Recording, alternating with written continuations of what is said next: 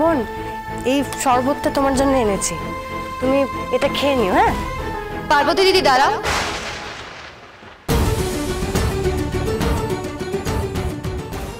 কি কি গো বোন? তুমি সত্যি করে আমাকে একটা কথা বলো তো। কি কথা? তোমার বাবা মা কে? বাবা মা? আমার বাবা মা জানি না তো। কি?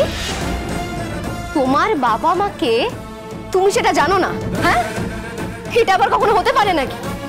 না আসলে আমি তো অনাথ, ছোট থেকে মামা মামির কাছে মানুষ হয়েছি, তাই তুমি যেটা জিজ্ঞেস করছো আমি বলতে পারবো না। মিথ্যা কথা বলছো তুমি।